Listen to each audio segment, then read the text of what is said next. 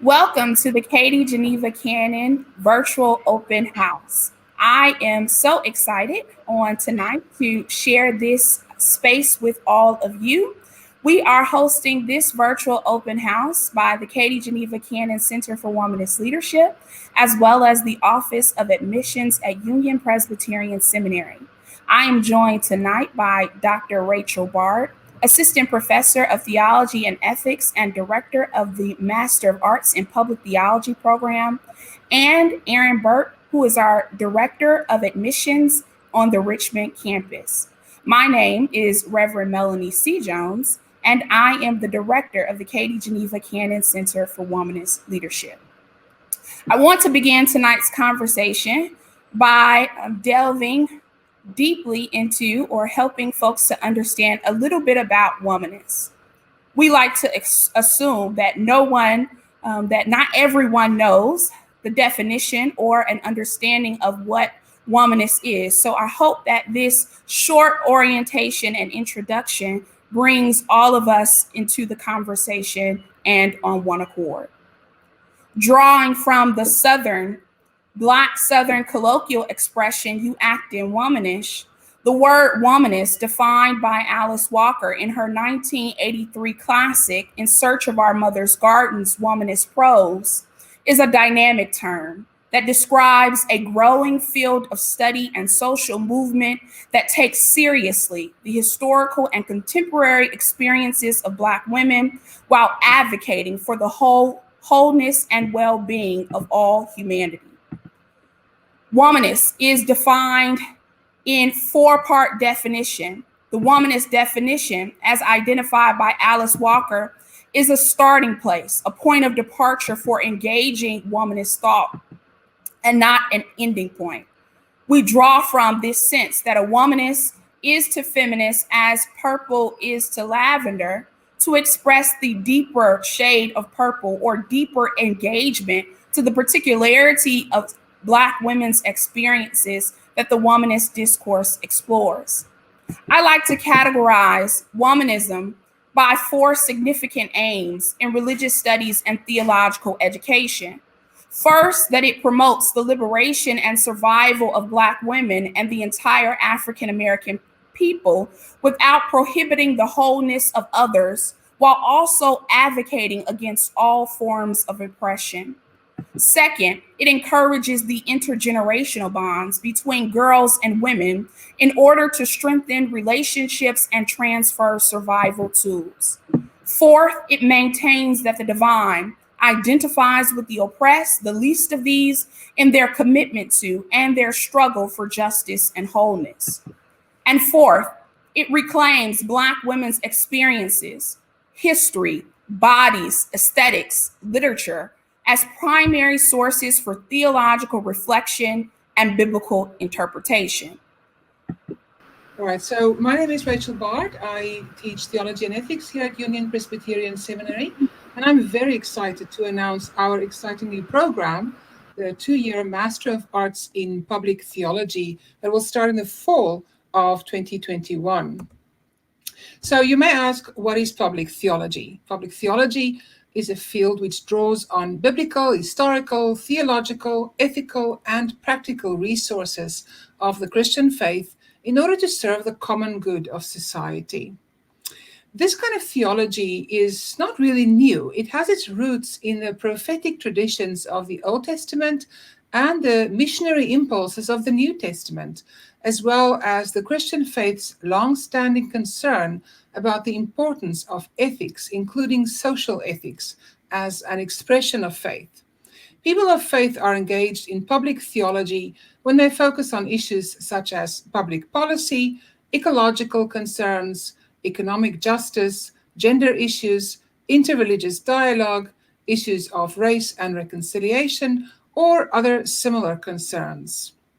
Let me say from a personal angle, I grew up in South Africa and was trained by theologians who were involved in the anti-apartheid church struggle.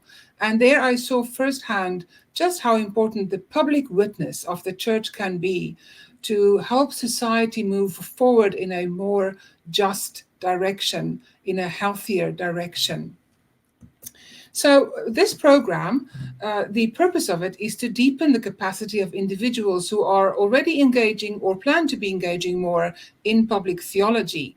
The program is therefore designed for students who are already involved in issues such as public policy, ecological concerns, economic justice, gender issues, interreligious dialogue, issues of race and reconciliation, all the issues I already mentioned before, or other similar issues, or those who are planning to make this part of their focus in their future work. So the program is related to the seminary's 3 centers: the Center for Social Justice and Reconciliation, the Syngman Rhee Global Mission Center for Christian Education, and last but definitely not least, the Katie Geneva Cannon Center for Womanist Leadership. The program consists of 36 credit hours, and most courses at a seminary would be 3 credit hours per course. So you can see how many courses those would be. So 36 credit hours, which would make it possible for students to complete the degree in 2 years. The prerequisite is that students in the program must normally have received a bachelor's degree from a 4-year college or university that is accredited by one of the regional accrediting agencies in the US, or hold an equivalent educational credential from another country. The instructional medium and location is very important. The program will be utilizing primarily online instructional format with a small component of on-campus presence on the Richmond campus. The reason for the decision to focus primarily on online teaching is so that we can engage people who are perhaps already involved in some kind of social justice work or something similar at another location, for whom it would be difficult to come and live on campus for 2 years, but who can then take most of their classes online. For the 4 required area courses, which I will outline in a minute, the expectation will be that there will be 9 hours of in-person instruction. This would consist of about 2.5 days in the middle of the semester during the reading week. Courses that are related to the centers may also have an in-person instruction component. So this is what it will look like. So the 36 credit hours are divided, first of all, into 12 credit hours, in other words, 4 courses that focus on what we call required kind of areas. These are not disciplines in the traditional sense. A regular theology class, introduction to theology class, or introduction to Bible class will not be sufficient for this, because these will be specific courses that will introduce biblical studies or theology and ethics or history and missiology or practical theology and Christian education with a specific public focus. And students in this program will be required to take at least 1 course in each of these combined fields. Secondly, they will take 9 credit hours, in other words, 3 courses that are related to the centers of the seminary. This could involve, for example, the biennial conference of the Center for Womanist Leadership, which will then to which will then be added some additional requirements for course credit, or some other conferences of any of the centers, or series of seminars offered by the 3 centers, in each case with some added requirements that will provide course credit for this. It could also include courses offered by faculty that tie into the work of one or more of the centers. So not necessarily only the chairpersons or directors, rather, of the 3 centers, but any faculty who want to be involved in the work that is related to these centers and then offer courses. We also foresee tapping into the wonderful qualified practitioners in the area that might be involved in work that would be valuable to build into a course that will be, again, related to the work of the 3 centers already. All right, so the last section here would be the final list of course requirements. Union Presbyterian Seminary has a long-standing tradition of offering travel seminars. Of course, right now with COVID, that has been temporarily suspended, but we hope to be able to pick that up again in the next few years. And we would require students to try to take one of these travel seminars. For example, we hope to create seminars where they will visit another country and actually take classes there for a short period. So, for example, I'm in conversation with people at the University of Stellenbosch and the Bayes Nadia Center for Public Theology there in South Africa. And the idea would be that people would visit, they would take courses, they would also get involved in some other work or visit organizations that's involved in work there. And this would be one example of the kind of thing that we have in mind. If a student if there's a hardship, the student may request a waiver from the dean and substitute an appropriate elective.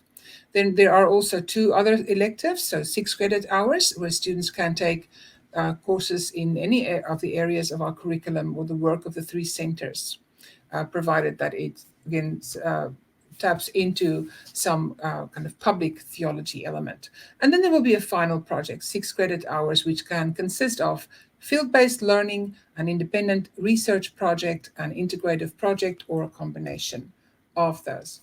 So this is a preliminary list of some of the course offerings that we have in mind for the first year of the MAPT degree.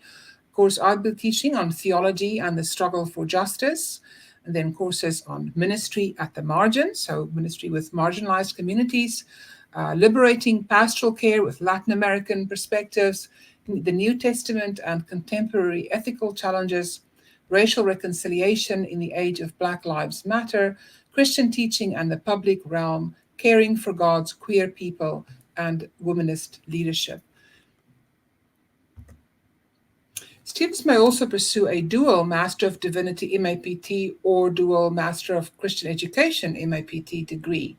In both cases, the MAPT component of their dual degree will consist of 24 credit hours, which in turn will consist of 3 out of the 4 required area courses, 3 center-related courses, a travel seminar, and a final project.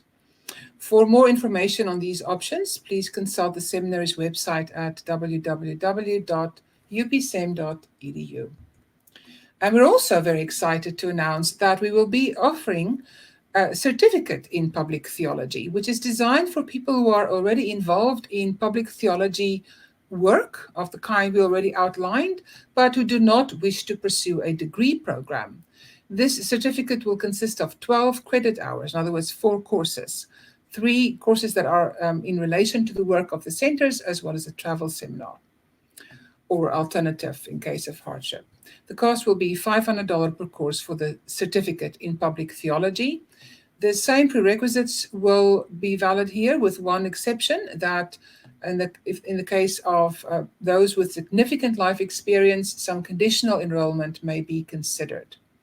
As the courses are completed, students will be awarded academic credit that they may apply to either a degree program at Union Presbyterian Seminary or that may be transferred elsewhere. If you'd like more information about this exciting new degree, and believe me, I am very excited and I hope that you will be too and very interested, please contact our admissions office at 804-278-4221 in Richmond or 980-636-1662 in Charlotte. Or if you forget those numbers or don't have the time to write it down right now, simply go to our website where you will find more information. Thank you. Things up and working now. And so I'm going to return to our conversation about the namesake of this center. Dr. Katie Geneva Cannon, again, was the former Annie Scales Rogers Professor of Christian Ethics at Union Presbyterian Seminary from 2001 to 2018. She was the African-American Christian social ethicist, the progenitor of Womanist Theology and Ethics, a Black preaching woman, and named as woman who was raised Presbyterian in Kannapolis, North Carolina, known as the first African-American woman ordained in United Presbyterian Church, which, as we know, is a precursor to the Presbyterian Church USA. She went to Barbara Scotia College for her undergraduate degree, studied at ITC at the Johnson C. Smith Seminary, and then later finished her work at Union Theological Seminary in New York City, and ultimately became one of the first Black women to receive a PhD at Union Theological Seminary. She is the author of numerous books, including Black Womanist Ethics, Katie's Canon, Womanism and the Soul of the Black Community, Teaching, Preaching, and countless articles. And most notably, she was the founder of the Center for Womanist Leadership. I often talk about the inauguration or the beginning of the Center for Womanist Leadership beginning in April 2018, and Dr. Cannon's transition happening in August of 2018. So her last living will and testament is often to be known as the Center for Womanist Leadership, which is why she bears the name of this center, and we do this work in her memory and honor. The mission of the Katie Geneva Cannon Center for Womanist Leadership is to nurture the soul of Black women as they cultivate pathways to whole community. Our goal or vision is that the Katie Geneva Cannon Center for Womanist Leadership will ultimately become the premier center for womanist theory and practice in the world. I'm the director of the center, and I have a competent and capable staff in Dr. Paula Owens Parker, who is the program associate, Aria Kirkland Harris, who is our Womanist graduate fellow, and Letitia Folks, who is our event coordinator. Additionally, in addition to the KGC CWL staff, we are also privileged to have a number of advisory board members who are leaders, prominent leaders in their respective field, and we're thankful for their service. The Cannon Center is formed by 6 high priority initiatives. First, it is the Womanist Wellness Initiative, which is our healing and hospitality programming. Womanist Witness, which focuses on our programming that is designed to support emerging Black women leaders. Womanist Worship, which is our connectional programming with churches and faith communities. Womanist Wisdom, which is our publishing and cataloging component for the center. Womanist Wares, which digs deeply into social entrepreneurship and self-sustainability for Black women, and then Womanist Works that values the arts, both in the form of interrogating the arts, but using arts as creative possibilities for whole communities. In terms of Womanist Wellness, again, this is our initiative that draws deeply on the total person. So this is mind, body, and soul, and digging deeply into the health as well as well-being of Black women.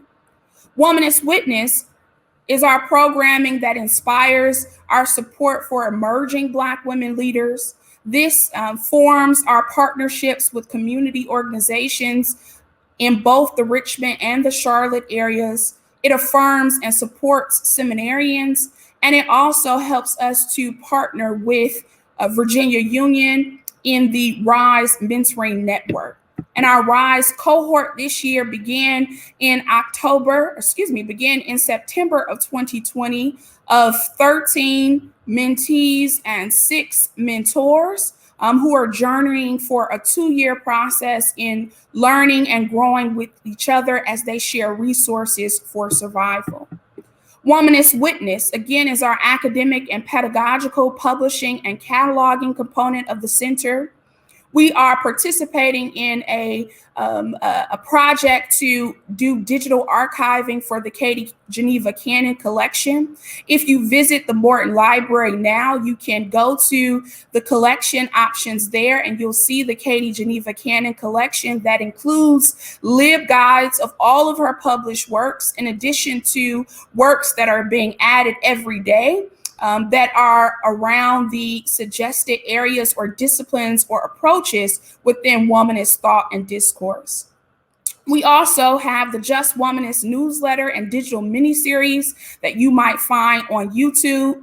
We have been in partnership with the Cannon Estate to encourage the reprinting of Katie's Cannon, and that salient volume is now on bloomsbury.com, so you can go there now if you're interested in purchasing a copy for yourself.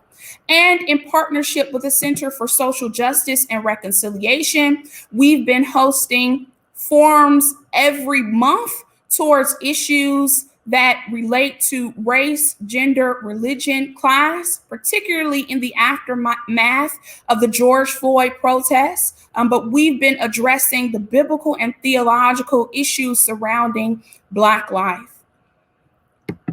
Our next initiative is Womanist Worship. Every year we host a Womanist Worship and Colloquy, in addition to publishing liturgical resources for faith communities. This December, we'll be launching It's a New Day, which is a Lenten Journey series with Sonia Sanchez that was written by Reverend Lisa James. This Womanist Worship Lenten resource is for Christian education folks and folks in our faith communities who are thinking about ways to employ womanist resources into their practices of Lenten season. The Womanist Wears initiative, again, draws on the social entrepreneurship and self-sustainability, but presses deeply into the marketplace. In coming months, you'll see many of our marketplace products that we've been selling at various pre-COVID at various conferences. They'll be now available online, as well as you'll be seeing information about a future incubator program to support and encourage Black women in launching small businesses.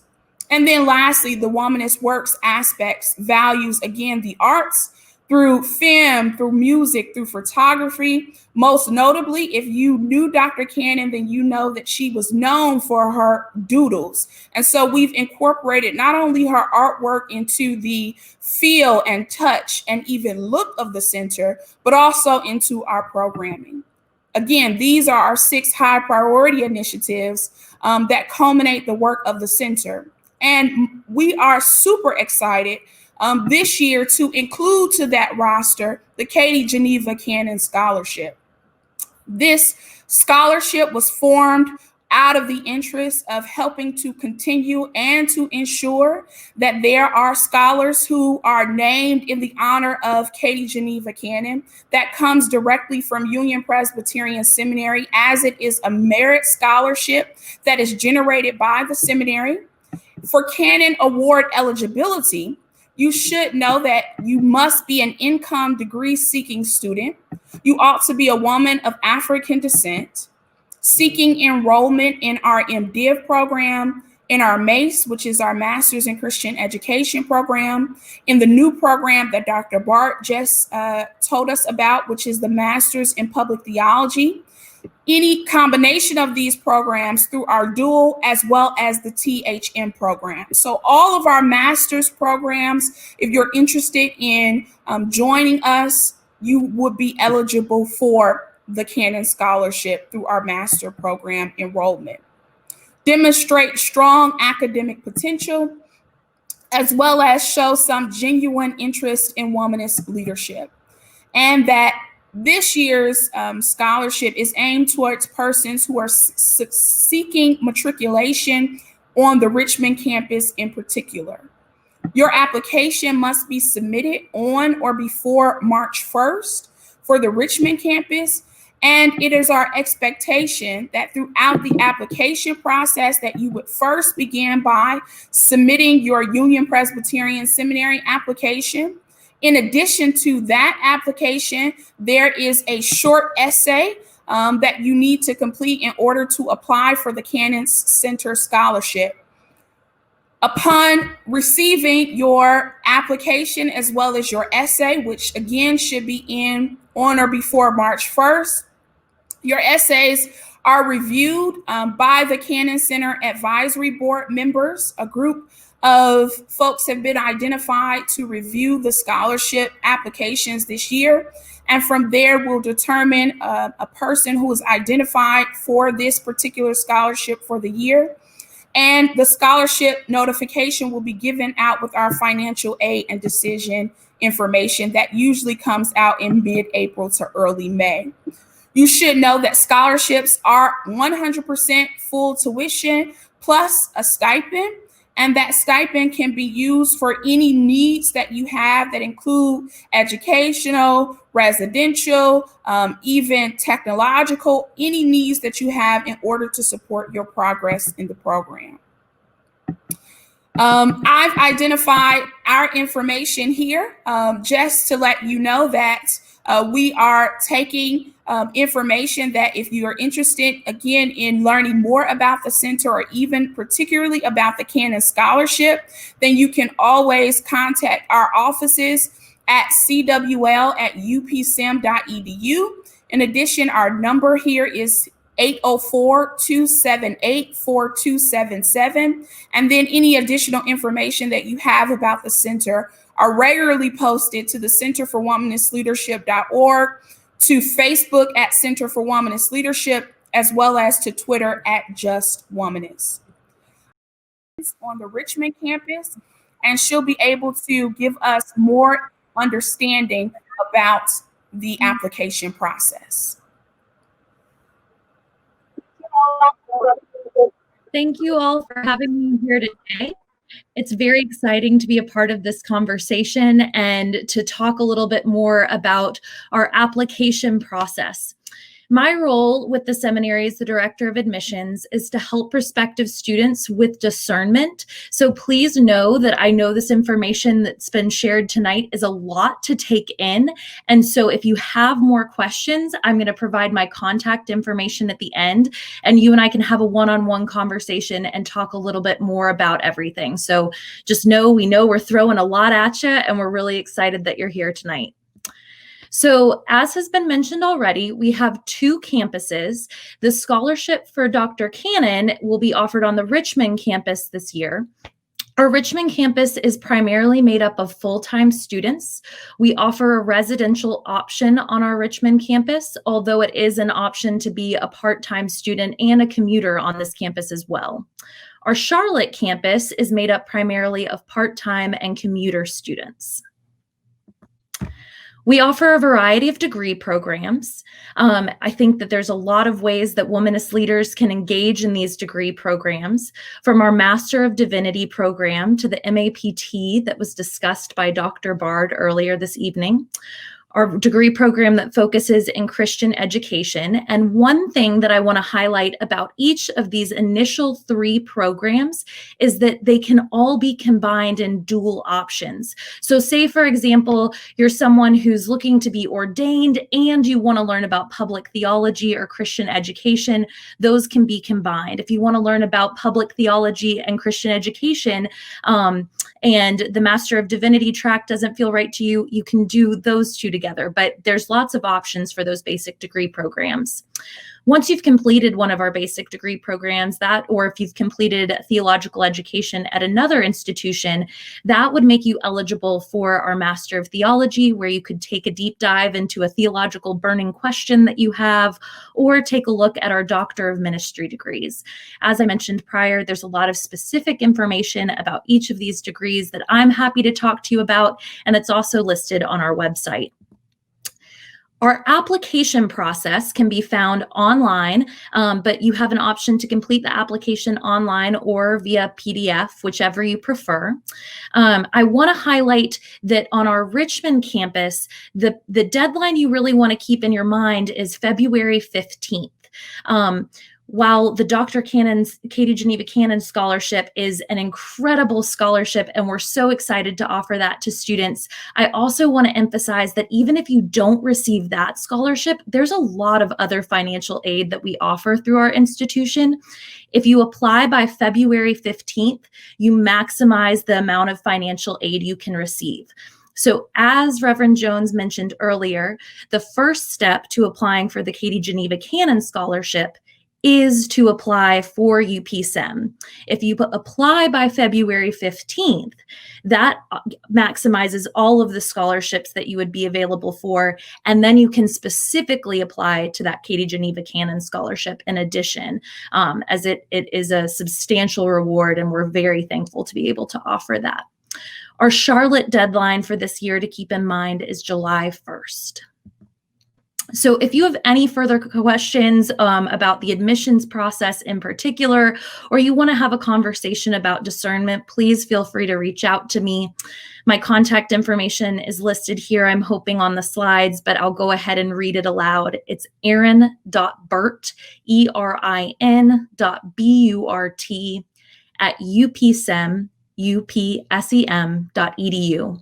My phone number is 804-291 8314. And I'd like to say that's actually a number you can call or text. So if you just want to send a quick text message and set up a good time to talk, I look forward to chatting with you.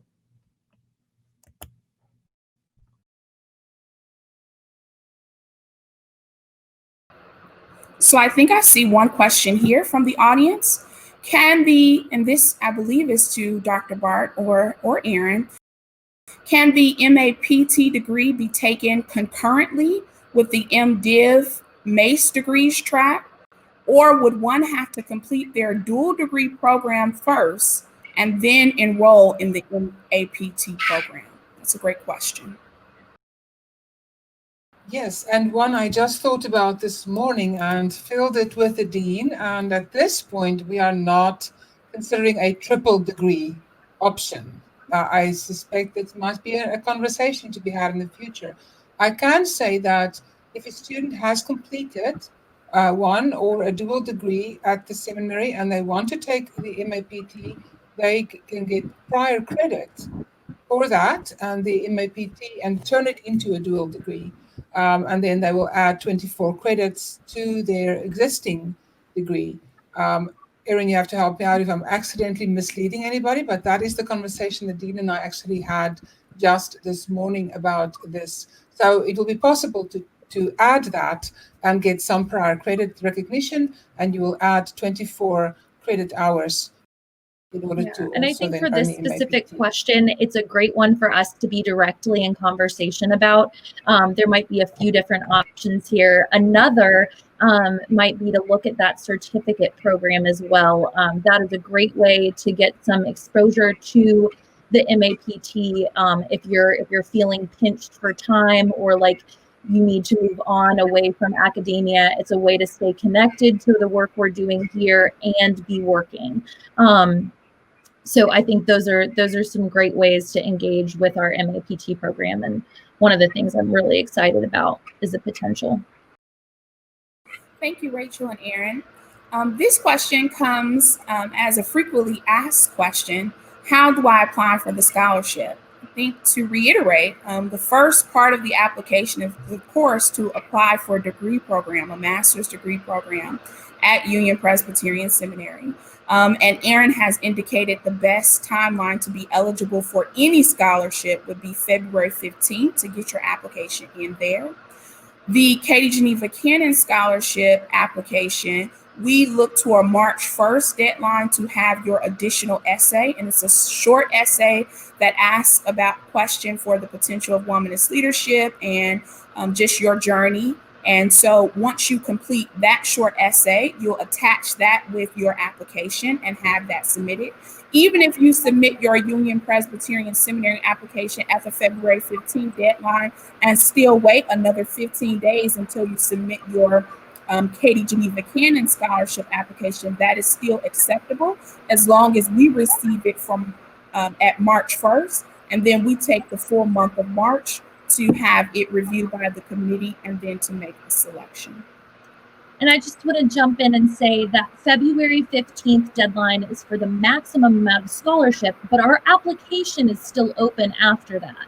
And there's need-based aid for folks who apply after February 15th. So don't feel like if you've missed that deadline, this year is a crazy one, please still go ahead and apply. There's still plenty of options available for you, including the Katie Geneva Cannon Scholarship. I see a question from Carmen Foster. Can you provide a possible set of courses as an example of what someone might take for the certificate program? I'm interested in womanist studies and in advocacy.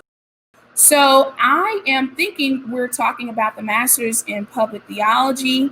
If someone was to take it as a additional or certification, perhaps, is that an option, Dr. Bart? And what were some of the courses that we've structured to have alongside that course?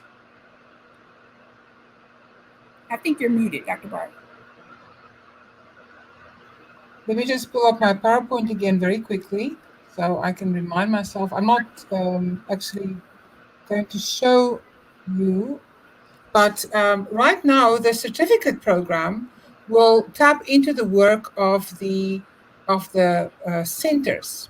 And here are some of the courses that we have in mind. Is that showing up on the screen? So these courses have not been identified very specifically yet, but they would be the type of courses that would be offered that is in conjunction with the Center for Womenist Leadership, among others. I'm going to stop this again. How do I do that? I don't know how to stop you stopped it for me? Good. Yes, you did. This technology stuff, I'm too old for them sometimes. Right, so for example, in this first academic year, there will be a series of courses offered, among them offered by a certain Reverend Melanie Jones in the May term on Womanist Leadership. And that would be a course that would be one that is offered also for people who would be enrolled in a certificate program. I think you mentioned some others in terms of Ministry of Justice and some other options. Oh, yes. Oh, next year. So I was focusing specifically on the ones that has to do with womenist studies. But for example, the courses for next year that are offered already, or that will likely be offered for the MAPT, include one on theology and the struggle for justice. It won't be primarily focused on womenist studies, but it definitely would fit the bill in terms of the general interest. Ministry at the margins, the one on liberating pastoral care, contemporary ethical challenges and the New Testament, racial reconciliation in the age of Black Lives Matter, Christian teaching and the public realm, caring for God's queer people, and then womanist leadership. That's the list of courses for next year. That should be more or less exactly how it will play out. Our courses are pre-planned already. So many of those will overlap with the interest in womenist studies and advocacy and could fit very well with the certificate program. Yes, and I would add to that, forthcoming in the summer of 2021, we'll also be doing some continuing education courses for womanist studies. So there are multiple options that'll be emerging because of our work with the Center for Womanist Leadership in terms of ensuring that it supports our coursework, but also our degree programs and folks who have phased out of perhaps degree programs and may be considering continuing education. One of the things that I want to add to what Dr. Bard has shared in terms of the MAPT program is that we did a lot of work the last year or so, making sure that the centers inform that MAPT program. So the Masters in Public Theology is certainly formed in mind with in terms of courses, but also in terms of expectations of the degree program, with an eye towards the Center for Social Justice and Reconciliation, the Sigmund Rhee Center, as well as the Katie Geneva Cannon Center for Womenist Leadership. And this is especially the case for the certificate program, which is directly linked to courses that are related to the work of the three centers. So the next question that comes as a frequently asked question is, what about travel seminars? What are travel seminars and what do they look like? I'll field that to Dr. Bard. Oh dear, I haven't done one yet. So I can tell you in general from the many conversations we've had about them is that in the past we've had travel seminars to Ghana, to India, to the Middle East. There's more, but those are the first ones that come to mind. And very often they were just that. They would travel seminars. People would go and visit church leaders. I think they would visit sites. And so they would just learn more about the church in the world. We are planning on developing a new kind of travel seminar, and I mentioned it in my presentation earlier briefly, but let me just clarify that a little bit more. A travel seminar that will actually have a classroom component where we would team up with an institution in another setting. I think there are various settings in Africa, for example. I know Ghana, I think there's another country that we're also looking at. Maybe Reverend Jones can remember. I know South Africa, I'm in conversation there with people. So where the idea would be, we would take students over for 2 weeks. They would take classes with students there for a week, but they would also do other things. For example, I've already been talking to people at the Center for Public Theology, the Womanist Center for Public Theology at Stellenbosch University in South Africa, and they're hoping we can come and visit them while some of the old anti-apartheid struggle leaders are still alive, because they're moving on in age, and they're saying, well, come soon so we can maybe see if we can have people meet some of these individuals who are so prominent in the struggle for justice in South Africa. So that would be a very exciting. I'm excited about the possibility, but this is obviously not written in stone yet. This past year with COVID, everything came to a screeching halt for a while. But hopefully, in the near future, we can take that up again and so develop them alongside our old style travel seminars, where the focus is on the travel part, I suppose, but it's not just travel. It's not just a fun and game thing. It is about learning and experiencing. But this will then also have us sitting in the classroom with people in another institution. That would be really exciting. So I'm excited about the possibilities that are lying ahead for that. Our next question is, what are the requirements to maintain eligibility for the Cannon Scholarship? This is an important question. Our expectation is similar to other merit scholarships at Union, is that a person who has received the Cannon Scholarship will be able to maintain a 3.0 cumulative grade point average. That ensures, of course, that they not only are having success in the program, and we're committed to doing everything that we can in terms of providing necessary resources and other forms of support in order to ensure that.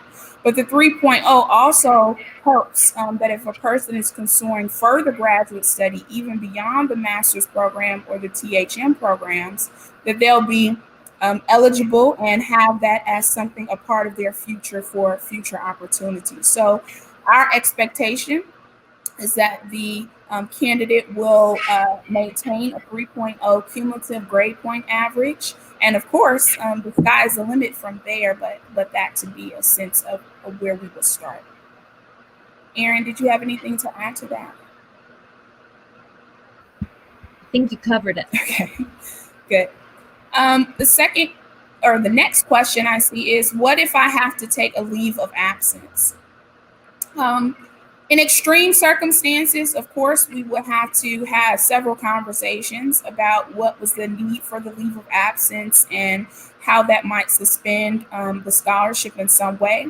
Our goal is that the person who is identified as a Cannon Scholar, they are supported financially, not only, again, with 100% full tuition, but also a generous stipend for the full tenure of their degree program. So that's from the day they enter to the day they leave.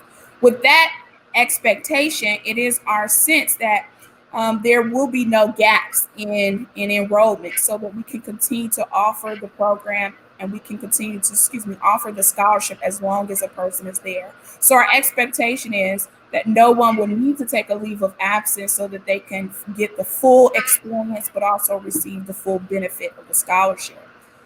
So our hope is that no one will have to take a leave of absence. In extreme circumstances, it will be a case-by-case situation, but it is our hope that, again, we will not have to suspend the scholarship at any time, because if someone takes the leave of absence, we can now make that opportunity available for someone else, and we don't want to keep anyone else from receiving the benefits and opportunities because there are folks waiting in the wings.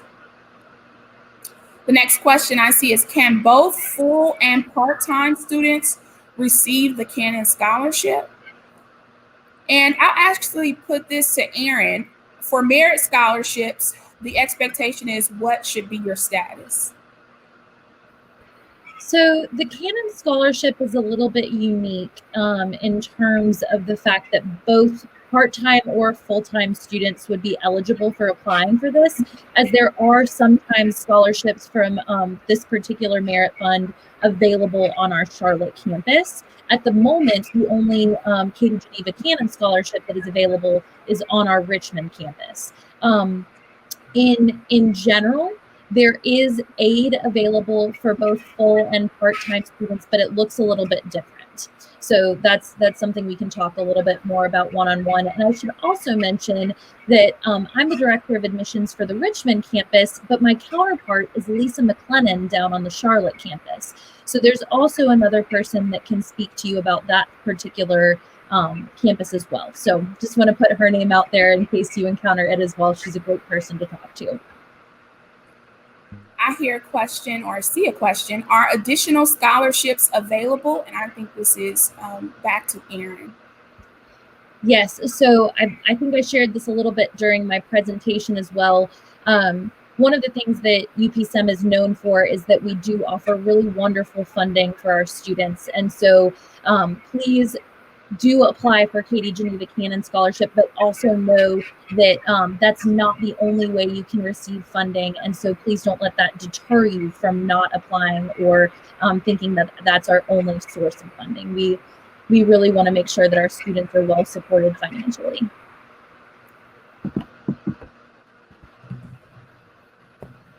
Okay, we have a question here. How do I apply for seminary? What is the process for applying for Union Pres?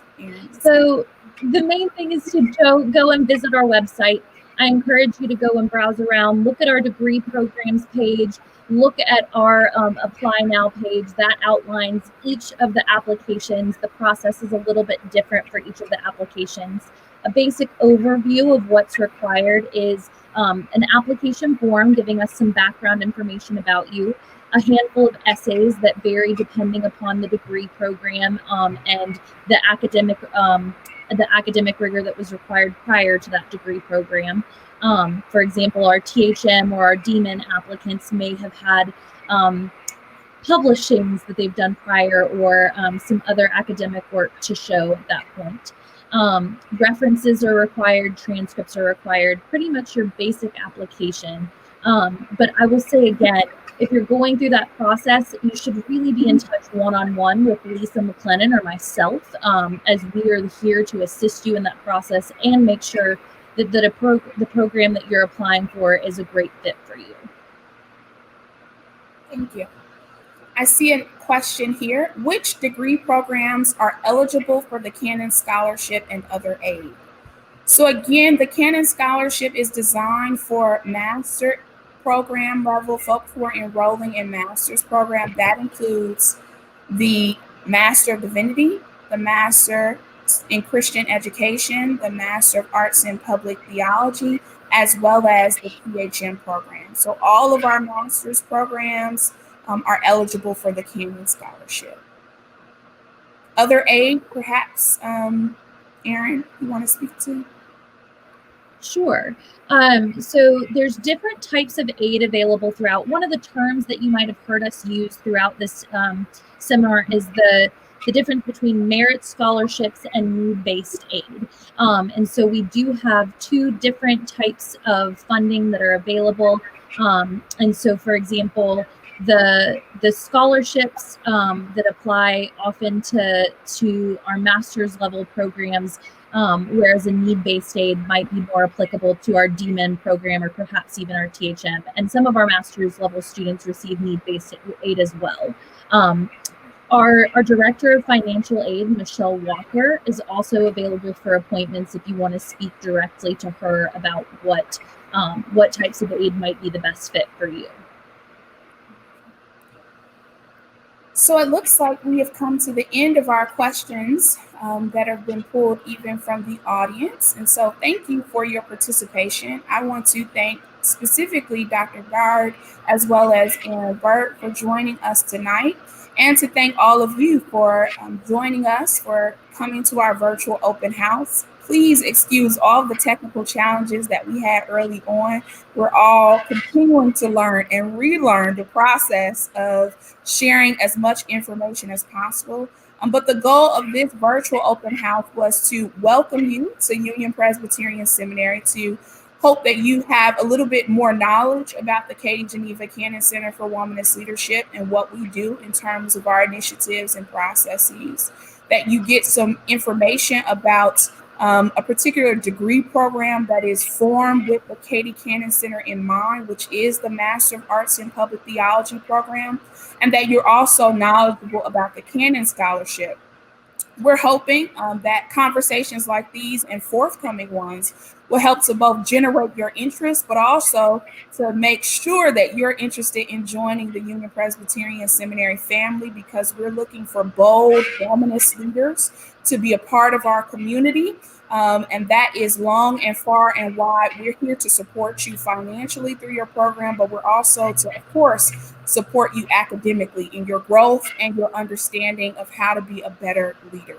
So again, thank you to everyone who has joined tonight, and want to say a farewell for the evening, even as we prepare for harvest season, that God will go with all of you and that you are safe during our time during this Thanksgiving season. See you later. Take care.